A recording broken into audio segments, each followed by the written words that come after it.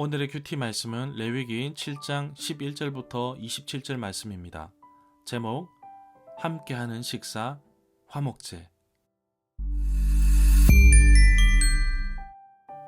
먼저 앞뒤 문맥을 살펴보겠습니다. 이미 레위기 3장 1절부터 17절에서 화목제에 대해서 언급하였습니다. 하나님께 드리는 화목제는 감사제, 서원제, 자원제로 구분됩니다.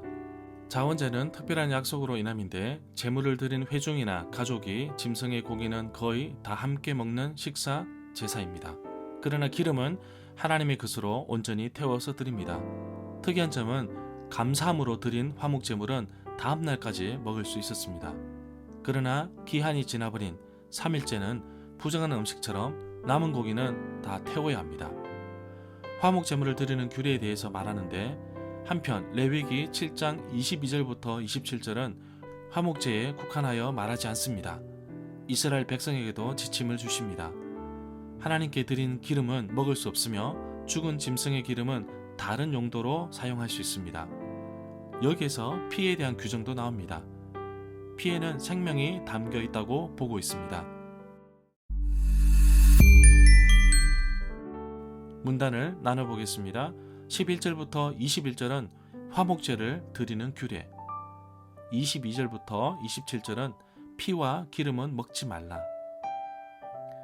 11절에서 말하고 있는 화목제에 대해서 알아보겠습니다. 이스라엘 백성들이 짐승으로 제물을 드리는 제사 중 하나입니다. 하나님과의 바른 관계를 유지 또는 회복하기 위하여 희생 제물을 드리는 것으로 짐승의 한 부분은 제단에서 태워드리고 다른 부분은 예배자와 제사장이 먹습니다. 12절에서 말하고 있는 무교절에 대해서 알아보겠습니다. 누룩을 넣지 않는 무교병은 유월절과 밀접한 관계를 가지고 있습니다. 고대 이스라엘 백성들이 광야에서 먹었던 누룩을 넣지 않는 빵을 의미합니다. 무교절은 무교병을 먹으면서 옛날 이스라엘 백성들이 애굽 노예 생활을 겪었던 고난을 기억하고 마침내 해방된 것을 기념하는 절기입니다. 무교절이라는 절기의 이름은 그 절기 중에 무교병을 만들어 먹는 데서 유래되었습니다. 이 절기는 니산월 15일부터 21일까지 대체로 4월 첫 주간에 행해졌습니다. 13절에서 말하고 있는 누룩에 대해서 알아보겠습니다. 빵을 만들 때 밀가루에 섞어 반죽하게 되는 발효제입니다. 구약에서는 누룩이 있는 빵은 제물로 드리지 못하며 무교절 기간에는 먹지 못합니다. 누룩은 대개 나쁜 뜻으로 크게 퍼져서 사람들에게 해를 주는 숨은 힘의 상징으로 사용되었습니다. 누가복음 12장 1절에서는 외식하는 자로, 마태복음 16장 6절과 12절에서는 바리새인과 사두개인의 가르침 또는 예수님을 반대하는 이유 등을 가진다고 보았습니다. 16절에서 말하고 있는 서원에 대해서 알아보겠습니다. 하나님을 들어 어떠한 강한 진술을 하거나 약속을 할 때 만일 그 말이 거짓으로 드러나거나 약속을 지키지 못할 때 하나님께 말하는 자신을 벌하는 것을 요구하는 것입니다. 예수님께서는 그를 따르는 자들에게 이러한 서원을 하지 말 것을 말씀하셨으나 하나님께서는 어떤 경우에는 서원으로서 그 자신의 약속을 확인할 것을 말씀하셨습니다. 18절에 보면 드려진 화목제물을 3일째까지 두지 말라고 막으신 이유는 음식물의 부패로 인한 염려보다는 제물이 더럽혀질 수 있기 때문으로 봅니다. 여기에서 가정함에 대해서 알아보겠습니다. 가정함이라는 낱말은 제사 예배 영역에서 비롯된 것으로 부정해서 종교의식상으로 금지되어 있거나 부정하여 제사 예배에 참여할 수 없게 만드는 모든 것을 가리키는 것입니다. 온갖 우상 숭배가 가정함에 속한다는 것은 자명하다고 할 수 있습니다. 27절에 보면 무슨 피든지 먹는 사람이 있으면 그 사람은 다 자기 백성 중에서 끊어지리라고 하였는데 여기에서 피에 대해서 알아보겠습니다. 피는 생명의 근본이자 자리로 통합니다. 하나님이 생명을 선사하신 분으로 피는 하나님께 속하고 사람은 피를 먹지도 마시지도 말아야 합니다.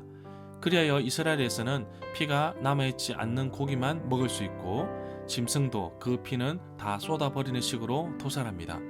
그저 죽은 짐승이나 맹수에게 잡혀 찢긴 짐승의 경우에는 이 점이 확실하지 않으므로 그런 짐승도 먹지 못하게 출애굽기 22장 29절과 신명기 14장 21절에서 규정하고 있습니다. 종교 의식상으로 도살할 때 피를 받아두었다가 제단에 붓습니다. 그뿐만 아니라 특정한 종류의 제사에서는 제물의 피가 속죄의 수단으로 사용되어 사람을 부정하게 하는 허물의 작용을 없앱니다. 이리하여 신약 성경에서는 예수님의 희생 제물로 죽으심으로 사람들의 죄를 속하였다고 이해합니다. 제물로 바쳐진 짐승의 피가 또 다른 흐름에서 하나님과 하나님의 백성의 언약을 확정하는 데 쓰입니다. 이런 배경에서 예수님은 자신이 죽으심으로써 새 언약을 확정하신다고 풀이하셨습니다. 사람이 흘린 피는 보복해 달라고 하늘에 사무치도록 소리 지르고 그 일에 속죄하지 않으면 땅에 재난이 닥칩니다. 내게 주시는 교훈입니다. 감사의 제물로 드려진 화목 제물은 고기가 아닌 무교병, 무교전병으로도 드릴 수 있습니다. 감사 제사는 그날에 다 먹어야 했습니다. 그러나 하나님께 드리고 싶은 자원함, 특별한 약속에 의한 경우 서원에서는 다음 날까지 먹을 수 있는 것으로 지정해 두셨습니다. 나눔을 통한 화목제물은 한 식탁에서 함께 식사로 하나님이 베풀어 주신 은혜에 감사하며 함께 나누는 식탁의 자리입니다. 정말 내가 함께 나눠야 할 이웃이 없는지 살펴보기를 원합니다. 그리고 하나님께서 나에게 베풀으신 은혜가 얼마나 큰지 살펴보았으면 합니다. 20절에 보면 부정한 사람이 제사를 드리면 벌하시겠다고 말씀하십니다. 그만큼 예배의 자세가 얼마나 중요한지 말씀하고 있습니다. 삶이 곧 예배인 오늘날 나의 삶 하루하루가 하나님 앞에서 온전히 드려지는 아름다운 하루가 되기를 간절히 소망합니다. 내가 가진 작은 것으로 다른 사람과 나눌 때 진정한 화목의 의미를 찾아볼 수 있습니다. 오늘도 하나님께서 나에게 베풀어 주신 크신 은혜를 나누기를 원합니다.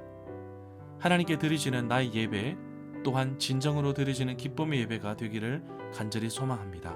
오늘 하루도 나눔의 기쁨을 누리는 하루가 되기를 간절히 기도합니다.